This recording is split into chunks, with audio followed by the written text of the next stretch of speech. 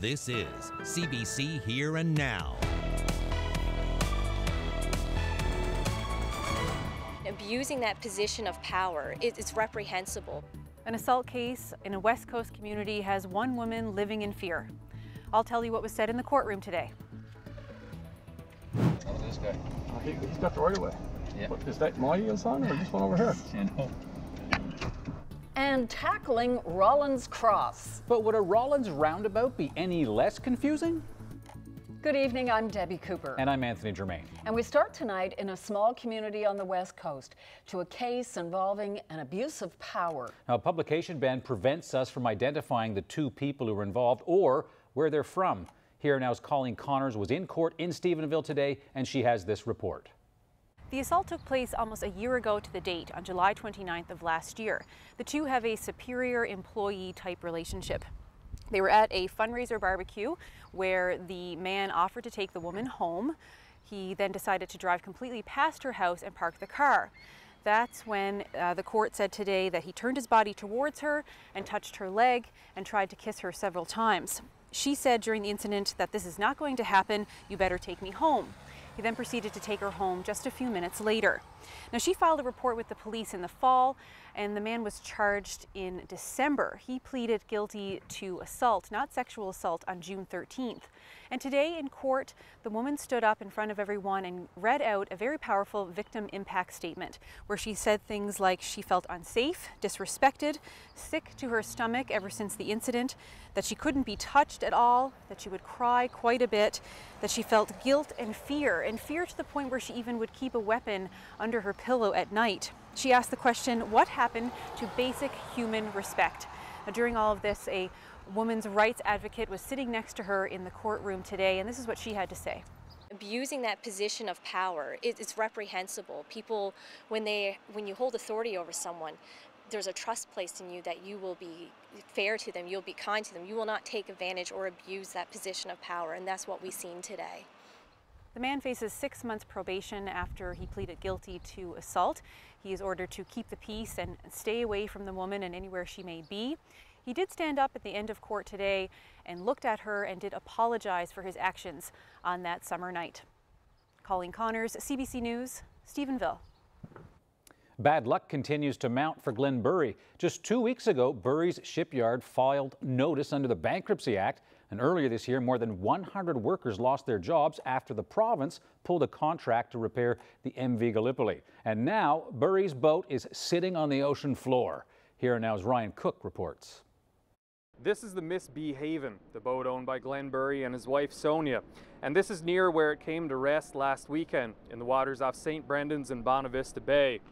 It struck a rock near the resettled community of Deer Island around 6 o'clock in the evening. DFO dispatched a Coast Guard ship, but by the time it got there, Glen and Sonia Burrie had been rescued by another boat in the area, and the Miss B Haven was sitting in 500 feet of water. Now, I heard from Glen Burrie last night via email.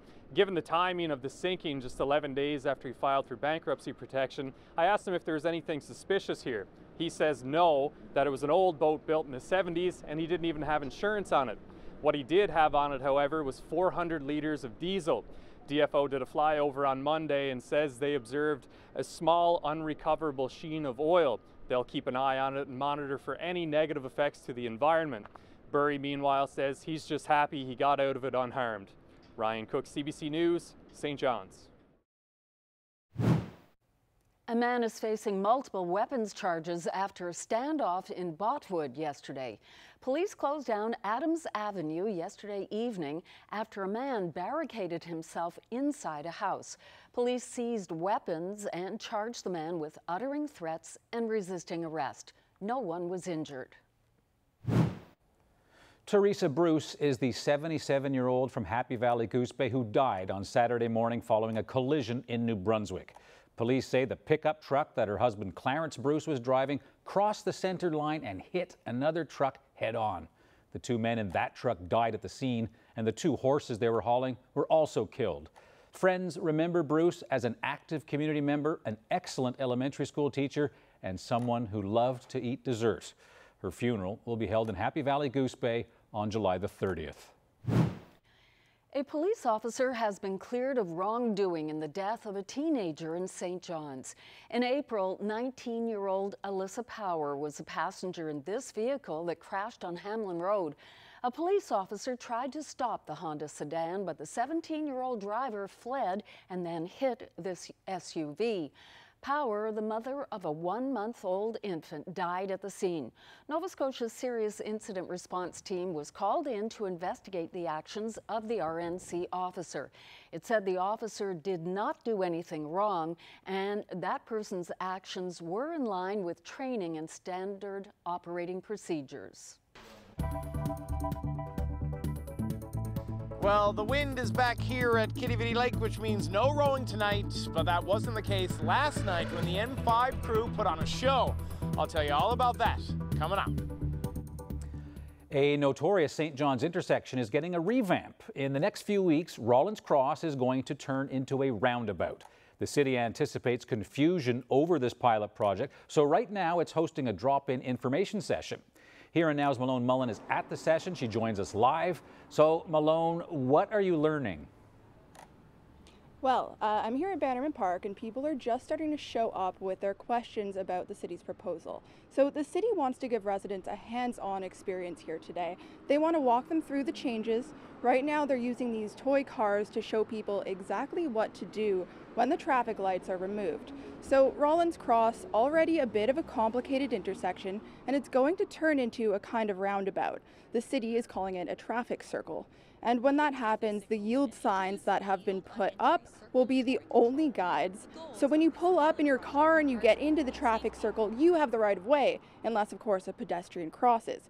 So the city also put up an informational video to help people understand what to do, but so far reaction to these changes has been mixed, at least online.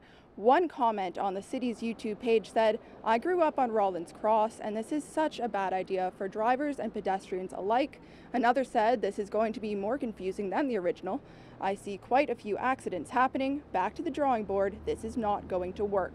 But the city says something has to change. In the last 6 years, there have been at least 120 accidents here. Now, the city told me today they're not sure yet when the traffic lights will be taken out. They're hoping it'll be sometime in the next few weeks, and they're also hoping that'll be enough time for people to get used to the idea. I'm Malone Mullen reporting live for Here and Now in St. John's. Now, a bit later in the show, I'll introduce you to an experienced driver who says Rollins Cross is confusing, but the city should make some minor signage improvements and leave well enough alone. I'll take you for a spin with taxi driver Joe White. Just a few weeks after the most recent spike in power rates, fears about future costs are mounting. Today, the PUB was looking at NL Hydro's request to further increase rates, while the province's seniors advocate is calling for action. Power rates keep going up, and it is estimated they'll almost double by the time Muskrat Falls comes online in 2021. The seniors advocate says that's particularly tough for seniors on fixed incomes to handle. With many seniors feeling anxious, living on less than $21,000 a year, she wants Nalcor and the government to share a plan for that vulnerable population. And to have their fears alleviated. And I do recognize that that might mean that there may be greater bills for paying electricity in the future, but there is a real hope by seniors that this will be alleviated somehow and mediated somehow, given the fact that they are living on lower and fixed incomes.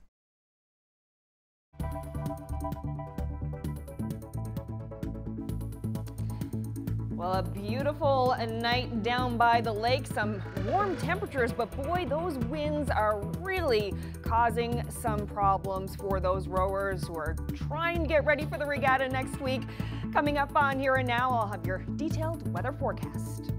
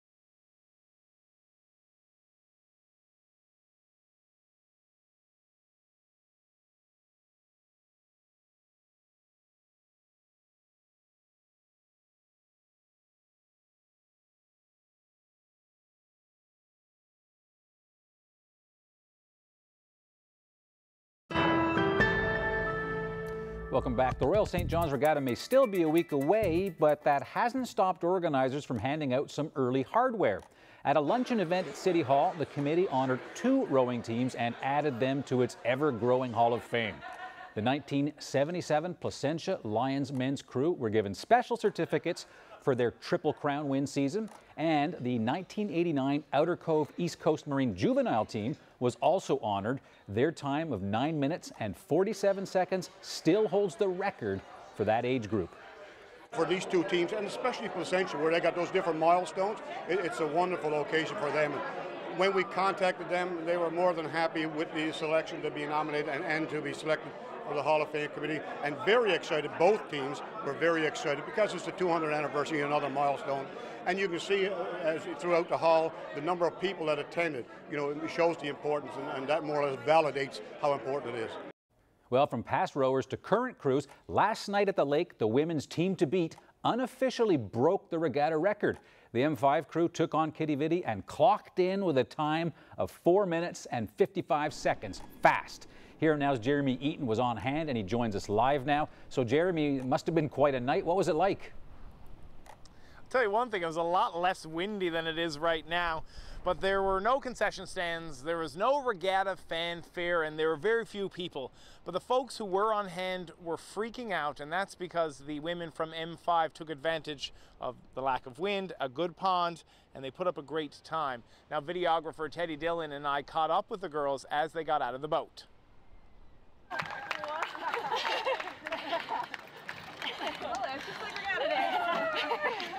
We went for what we call a poke, which is going for time, and we rode 4:55. So. Why is that such a big deal? Why are you all so excited? Because 4:55 is one of the fastest. It's the fastest time. Record's 4:56. The record's 4:56. So I know that you girls have been working hard for many years. How does it feel to? You're near tears here. For people who can't see this, how does it feel to do this today? Yeah, it's a dream come true for us.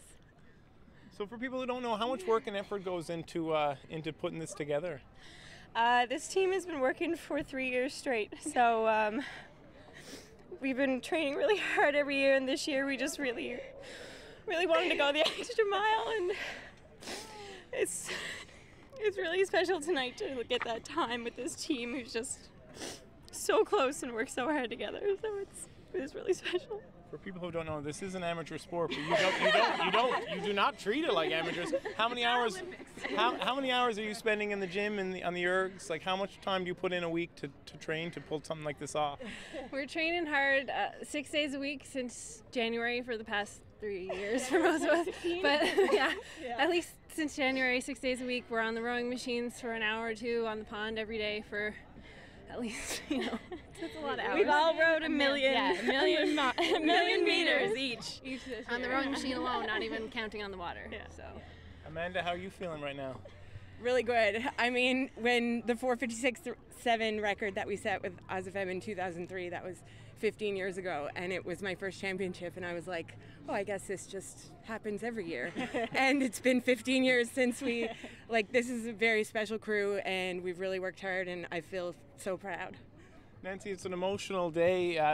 How special is it to pull this off on the 200th, leading up a week before the 200th year? Like everyone said, we've been working hard for it, but you never really know until you try it, right? So tonight was our first time trying it for reals, and we did it. So we're all really excited and half shocked, but not, because we put in the work, but to actually see the numbers, yeah. Hasn't been a great year for rowing, been a lot of red flags. There was that issue when they drained the pond. How special is it knowing hasn't been a great year for training, but you still pulled it off a few days before the regatta? Yeah, that's even more special. We did try to make the most of all the windy days. We actually went out to Placentia when the pond was drained, so I guess that kind of just speaks to our commitment, and yeah, so this is pretty special. And our bond. Either way. Yeah. Bond. Now there's 6 very hard-working females here, but there's also Dean. Dean, you've been a part of this team for how long? 2 years. How special is it for you to help lead these girls, or to help guide these girls to this time today? It's like I'm so proud of these girls. Like, I've never met 6 more hard-working individuals in my life. Like, the time they put in, like, they deserve it. It's just fun to watch. It's amazing. My pleasure to be a part of the group.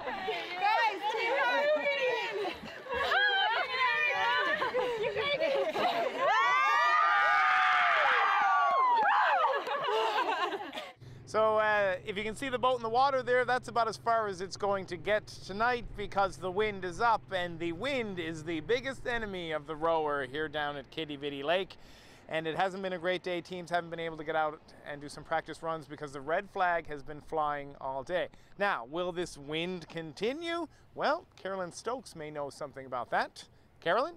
Thanks, Jeremy. Well, unfortunately, yeah, the winds are going to stay fairly strong through to tomorrow. I just wanted to do up a little board for you to show how this is going to play out over the next 24 hours. So tonight, they're all tied up and the winds are southwesterlies 30, gusting to 50. Tomorrow morning, it should ease a little bit, southwesterly winds 20 to 40 until about 2 o'clock, and then those winds bump up again. So yeah, for the next little while, it is going to be pretty gusty down there, affecting the rowers, no doubt. Now, of course, it's a little windy out there for the rowers, but today was a great day for a garden party. For sure. Yeah, lots of finger sandwiches at the annual Government House garden party. Full swing this afternoon. And a special one, too. The first garden party hosted by Lieutenant Governor Judy Foote. Roughly 2,000 people made it, and looks like they had a great day for it. What an excellent day for it. Some years have not been this good, and some were looking quite dapper there, donning their favorite fascinators and fancy hats for a light lunch on the lawn. Excellent. Yep. Very nice. Great weather for it. Yeah, it was a great day in St. John's, besides the winds, which actually kind of helped keep things a little bit cool. It's a bit refreshing for those of us who aren't rowing. But I'm going to start with some current temperatures for today. 25 degrees was the high in St. John's, but with the humidex, it felt more like 30 degrees, and warm temperatures right across the island in through Central, 26 degrees in Badger, 27 in Gander, a little bit cooler there along the west coast though, and some cool temperatures today absolutely for Happy Valley, Goose Bay. Lots of wet weather heading their way tonight, and it has been wet there for the past day or so. You can see all of this system moving up towards Labrador overnight tonight. They're looking at more rain coming through, and as well for tomorrow. So there is a rainfall warning in effect from Happy Valley, Goose Bay through to the southeast coast. There are another 15 to 30 millimeters of rain expected to fall there tonight, and some rain to continue once again tomorrow. So as we push through, you can see the system pushing through Labrador tonight on the island, looking fairly clear for the most part. Some showers there on the west coast. So this is the situation for Labrador along the coast there. Cartwright looking at about another 10 to 15 millimeters of rain, 5 to 10 for Happy Valley, Goose Bay, and a chance of some thunder showers there overnight tonight. And the rain's a little bit lighter there in the north. For the rest of the province, look at those overnight lows tonight. Really warm. Grand Falls winds are getting down to 20 degrees. So yeah, it's going to be a pretty muggy night. Uncomfortable sleep for some people, no doubt, and we do still have this heat warning in effect for the majority of the island. Tomorrow, the humidex is expected to get up to about 35, and we still have that fog rolling on the south coast. So when you wake up tomorrow morning, this is what you'll see when you look out your window. St. John's going to start off really warm, 19 degrees with a mix of sun and cloud, and those temperatures are going to bump up throughout the day as well. On the Burin Peninsula, there's a chance of some drizzle there tomorrow morning, 17 to start, and some nice warm temperatures for the rest of the island and as well for Labrador. Now, tomorrow morning, we are looking at some cloud cover on the island, a chance of showers there on the west coast, and more showers you can see for Labrador. It's just continuing on and on.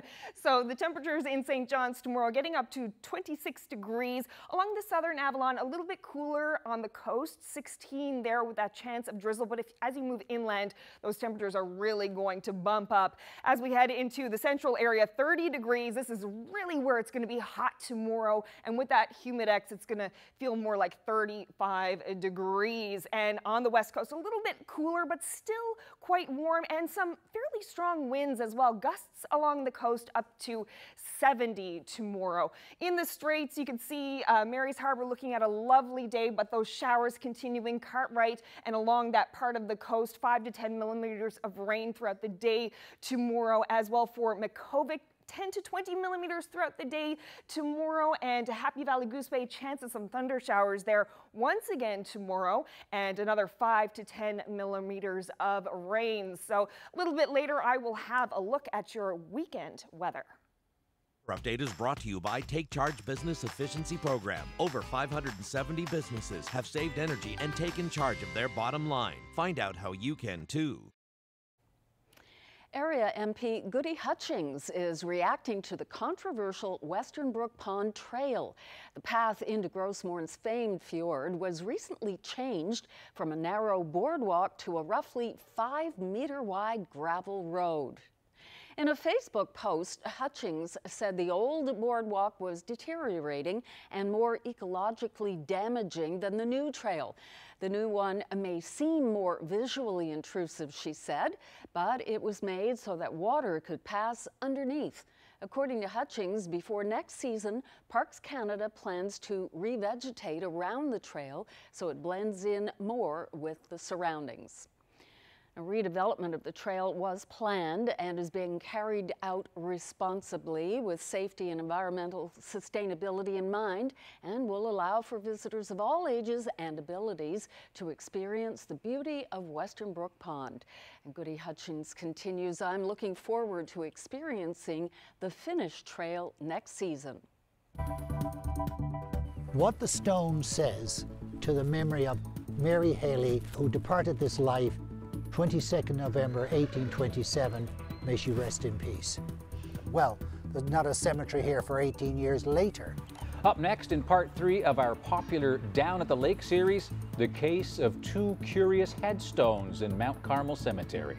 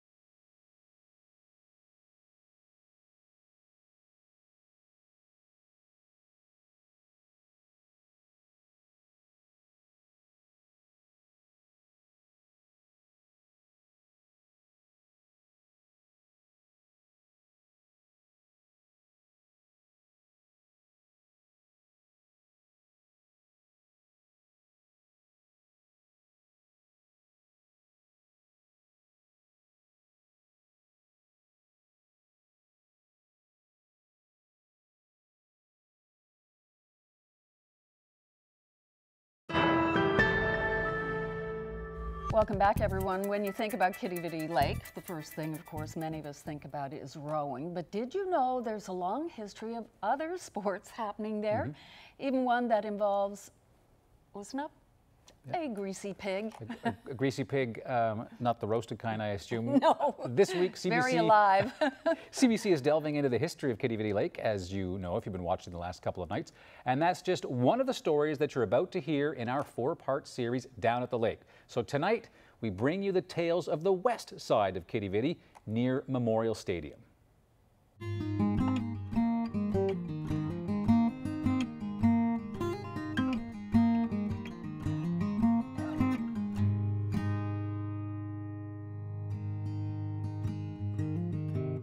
They say eventually everybody comes to Quidi Vidi Lake, some for sport, some forever. And as always in St. John's, where you came from mattered, including at the Regatta itself.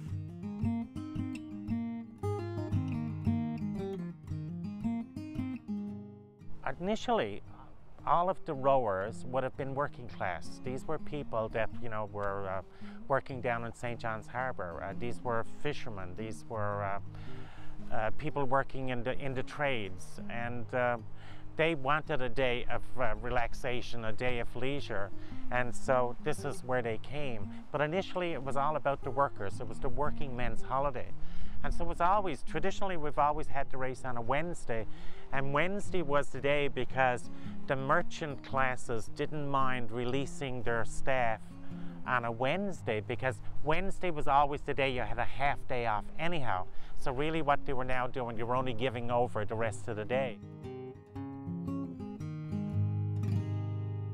But before boats ever sliced these waters, horses were racing on the ice. The oldest reference to sport in this province is an account of horse-drawn sleighs racing on the frozen lake in the late 1700s. It was called tilting and later ice racing, and the practice continued well into the 1940s. Now, horses weren't the only animal used for sport at the lake. Here's Johnny Burke, the bard of Prescott Street, on the Regatta's Greasy Pig contest in 1912. But to add to the difficulty of retaining him, he was carefully greased all over the body and legs. At a given signal, he was released and was the prize of any who could capture him. Squealing as only a pig can, he rushed through the crowds who would try to capture him. Being no respecter of persons, he would bowl over men, women, and children. Men would also test their balance in another type of contest, scuttling along a greasy pole. If they reached the end, there was a prize waiting for them. A bag of flour. But a big sporting attraction on the lake was the open field on the west side. It was, and still is, used for matches of all kinds. The King George V is one of the oldest standing soccer stadiums in North America. Here come the motorcycles. The field welcomed Charles and Diana in 1983. The princess inside. There they are. And listen to the crowd. Its most famous match was held 2 years later, when more than 13,000 fans watched as Canada beat Honduras to qualify for its first, and so far only, World Cup challenge. Next to the field was Memorial Stadium, built at the end of the Second World War. That was to remember those that died in the First World War. Memorial Stadium was home to senior hockey, the St. John's Caps, and later the St. John's Maple Leafs. And anyone over a certain age in St. John's has a story to tell about a concert there. Tina Turner, Bob Dylan, David Bowie, or the Tragically Hip. Even the Pope made an appearance. The decision to turn the stadium into a grocery store divided residents of St. John's. It also stands as the divider between two cemeteries, one Catholic, one Anglican, and both began in the same place.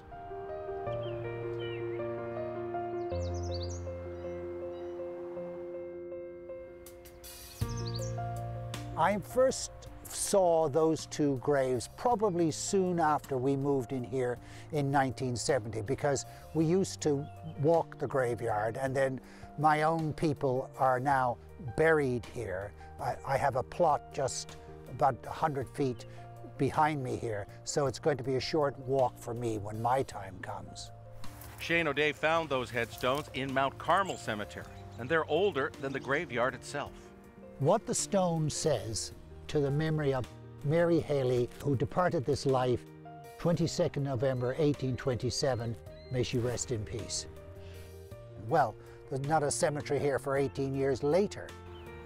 Those graves were first placed in a Roman Catholic cemetery on Longs Hill, in a site that is now the parking lot of the Kirk, the St. Andrew's Presbyterian Church. In 1846, after a fire ravaged the city, a typhoid epidemic broke out. There was a sense that the bodies in the ground, rain running through them, could leach out typhoid into the general air of the town.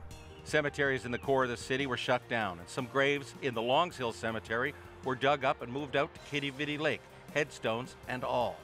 Some were placed in the Anglican Cemetery on Forest Road, others in the Mount Carmel graveyard on the other side of the lake. As for the Irish part of the old cemetery, that remains at the Kirk. It is now buried in hundreds of thousands of tons of Presbyterian parking lot, keeping the Catholic souls well underground.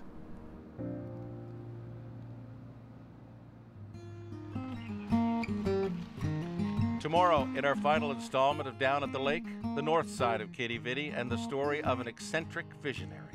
I don't think people knew what to make of him. He wanted everything elegant and just so.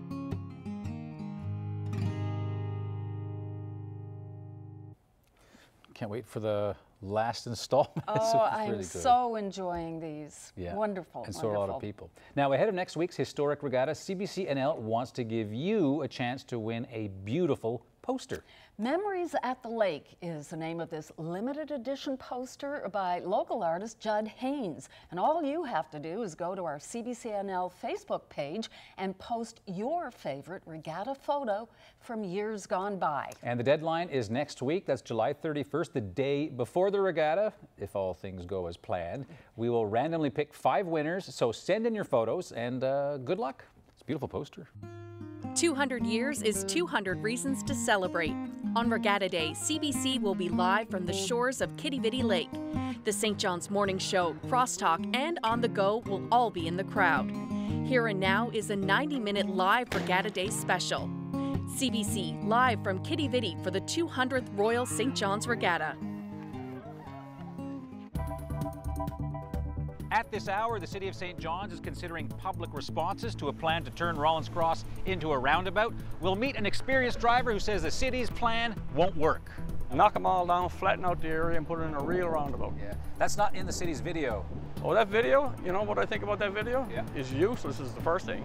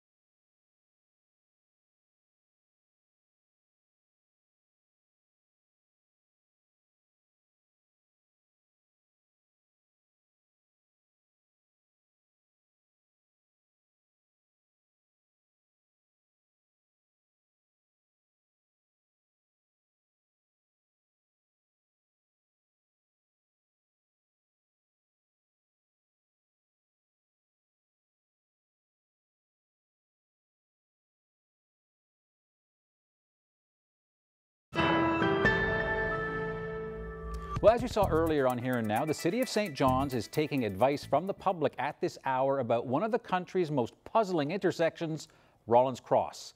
The city wants to convert the spider web of streets into some kind of roundabout, but many critics say it's best to leave well enough alone, maybe make some simple improvements or get drastic and tear down some buildings. Well, I went for a drive around Rollins Cross with a man who's been driving the city streets for several decades, taxi driver Joe White.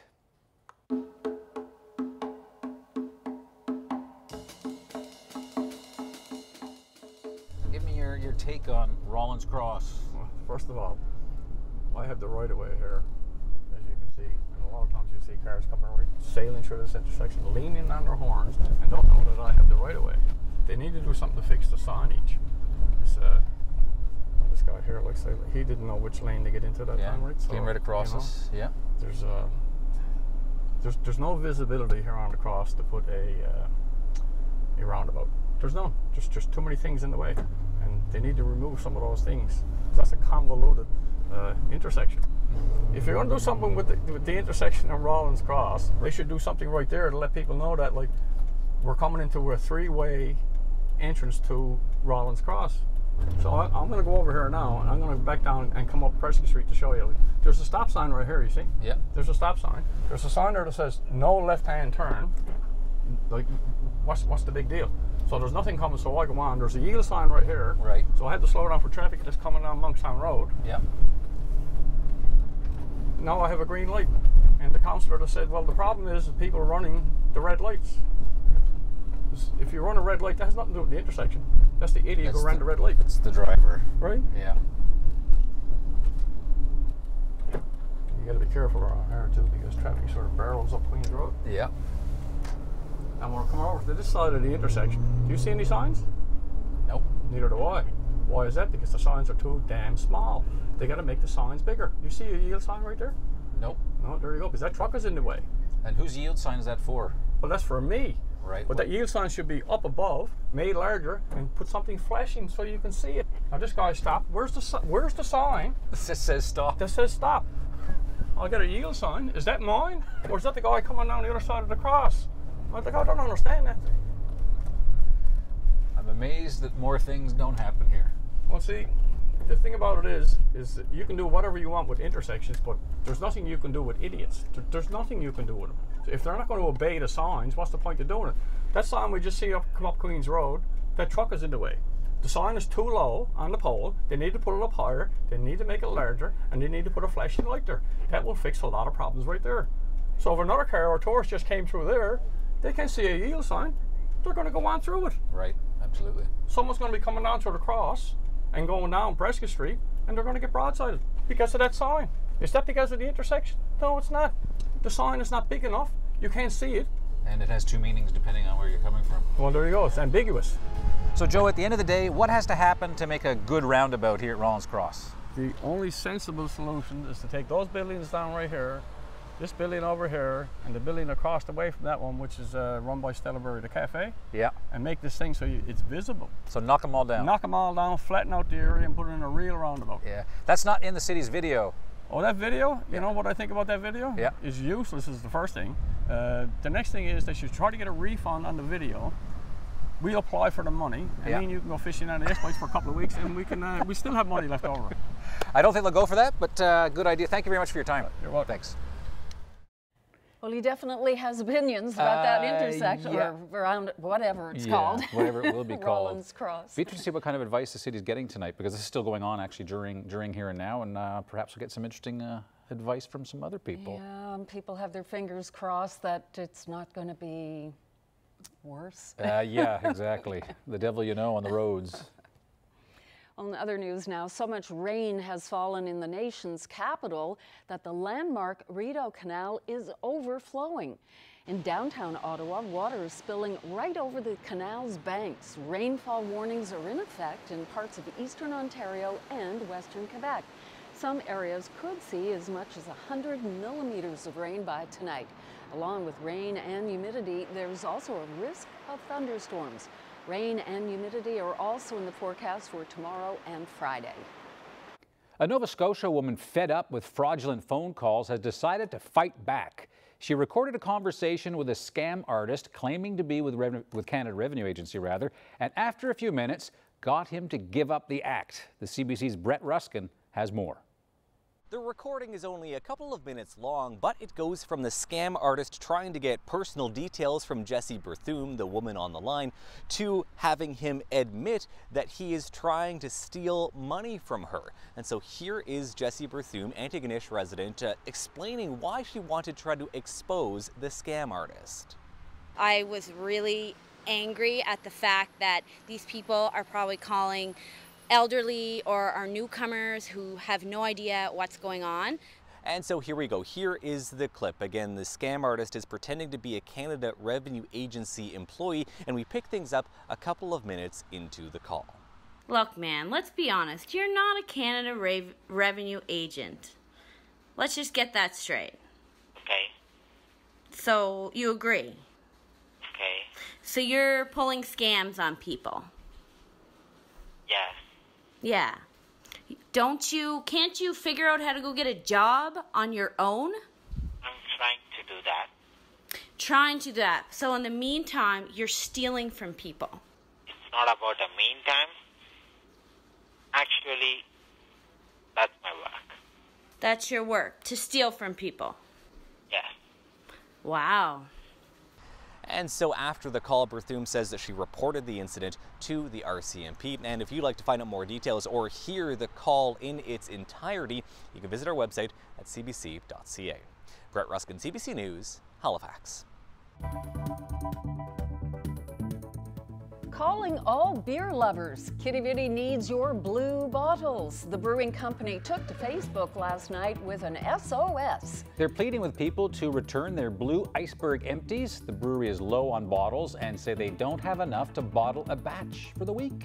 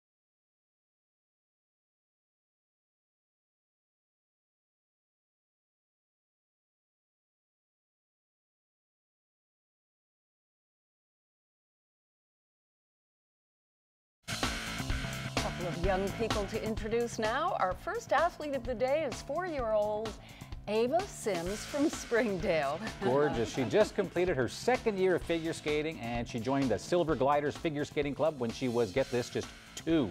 Wow, congratulations, Ava. And our second athlete of the day is Beckham Lear from the Ghouls. Beckham's an athletic 2-year-old who loves all sports. He started with hockey, now loves to play baseball and basketball. Way to go, Beckham.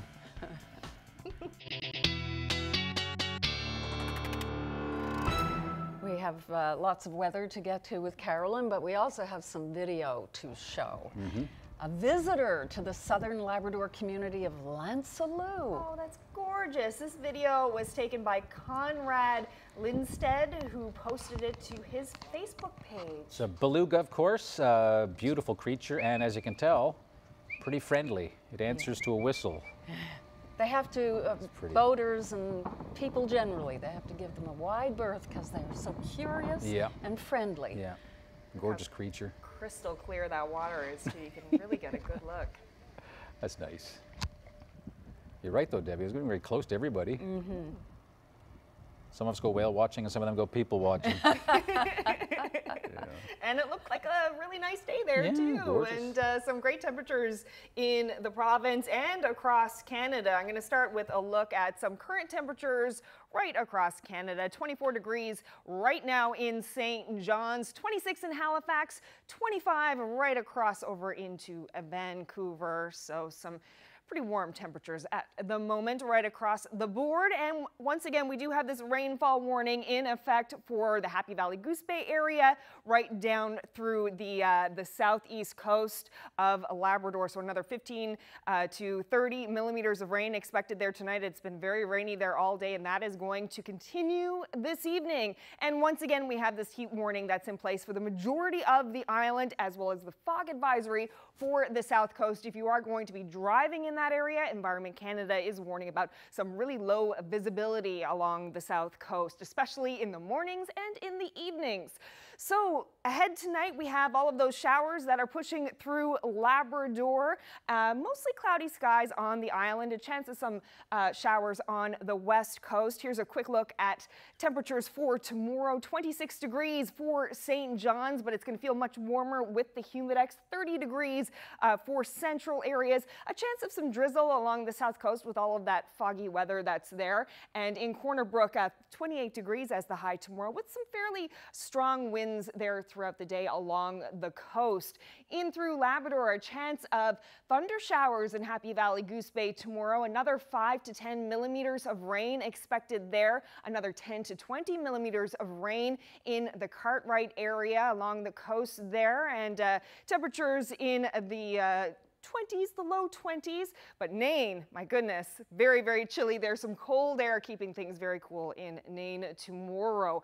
As we move ahead, Thursday night, you can see the heavy showers there along the straits. Things are going to get really wet as we head into Friday for the island. It pushes off from Labrador, and we can see it along the west coast, along the south coast there, and St. John's could get a bit of that as well on Friday. A chance of showers for St. John's, 25 degrees as the high, and a better chance for showers for the rest of the island, and temperatures staying very, very warm as well. 19 degrees along the coast there in eastern Labrador with a chance of showers, and mostly a cloudy day for western Labrador with a chance of showers there. So Friday afternoon into Saturday, lots of showers across Labrador, along the west coast of the island and the south coast there. So St. John's, we're looking like it's going to be mostly a cloudy day on Saturday, 22 degrees.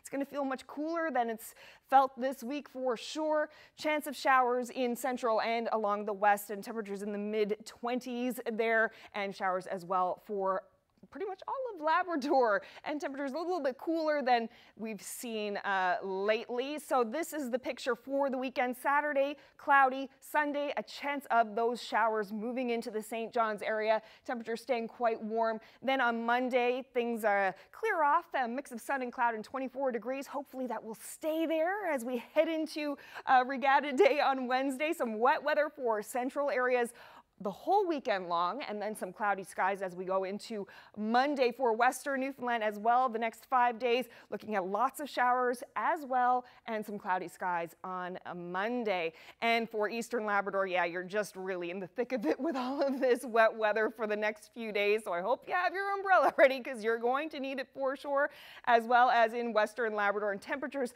a little bit on the cool side, in the low 20s there, 19 degrees on Sunday for western portions of Labrador.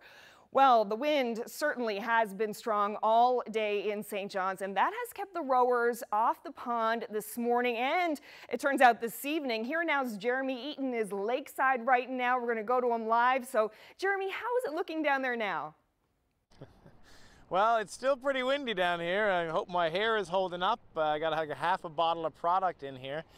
And last night, the wind was no friend of the Outer Cove men's team either. So after the M5 crew put on a show here at the lake, the men's team went out to try to see if they could break the unofficial record. Go, here we go. Come on. 2, 3. The winds in Newfoundland went against us. The rowing gods were against us tonight. So our last quarter was, the last 3 quarters of the pond were into the wind. The pace kind of slowly crept up. Still rowed 8 minutes and 55 seconds, which is, you know, one of the fastest times ever in history. Unofficially, obviously. It wasn't the whole regatta fair, but it was just a test of our fitness, and we were very happy with how it went. 1 minute and 15 seconds. Let's roll.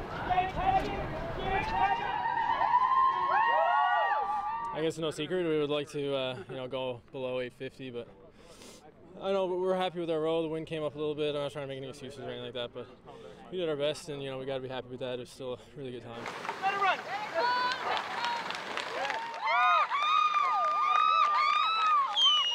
It's just the love for the sport, the competitive spirit, the amount of training you put into something. You become it's almost like you're addicted to the training, but for us, it's just our community, Outer Cove.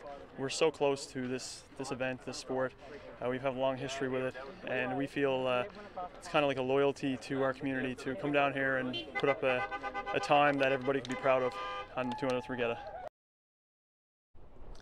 So the men from the Outer Cove team say that they'll use last night's row as motivation to try to go a little bit faster on Regatta Day on Wednesday. Now, while both teams put up amazing times last night, neither of them actually counted. What really matters is what happens here on the water on Wednesday. So everyone is hoping for a flat pond, and that this wind that's been blowing in my face all night is a far, far, far way away from here. Reporting live for Here and Now, I'm Jeremy Eaton at Kitty Vitty or Quidavida or the lake. Well, experts have called it the most important botanical find of the 20th century. It's a prehistoric tree that was long thought to be extinct. But there's now one of these species on display in St. John's. Peter Cowan has the story. They like to call this tree a living fossil because it's 90 million years old. If you're wondering what dinosaurs snacked on back then, well, it may very well have been one of these Wollemi pines. For many years, everyone thought that they had been wiped out along with the animals that ate it. But 20 years ago, when someone was wandering through a remote part of Australia, they found a small grove with just a few of these trees living. So in an effort to preserve it, they've taken samples and sent them all around the world, which is how it ended up here in a garden in St. John's. And as much as we now know about this plant, there is still one mystery. How did it manage to survive so long when so many other things were wiped out? It's a really interesting idea, the fact that this one plant, or this one group of plants in this small remote area, was able to survive all this time when all the others disappeared for some reason. One thing that will wipe out this tree is a long, cold Newfoundland winter. So as soon as the temperature starts to drop here, this guy is headed back to the greenhouse. Peter Cowan, CBC News, St. John's. Look at this viewer photo of the day. Wow. Whoa. That's pretty ominous. I'll let you know where in the province this shot was taken coming up next.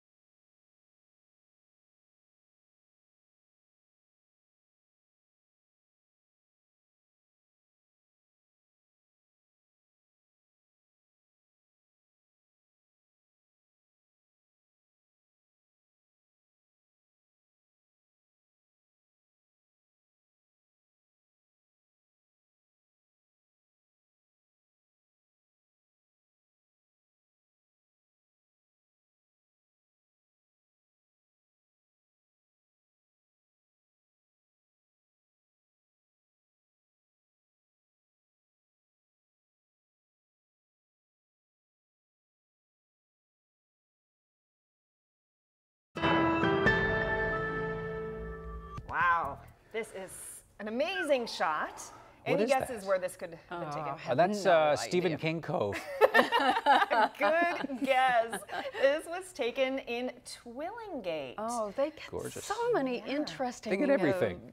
Weather A shelf cloud? A shelf cloud. That's what Stephen Pierce calls it when he sent this into our email address. And I Googled it, and it certainly does look like the shelf clouds that are online. The shelves in Twillingate are pretty big. Yeah. That's a gorgeous shot. Thanks a lot, Stephen. And that's our program for tonight. Thanks for being with us, and we'll see you tomorrow. Good night. Bye.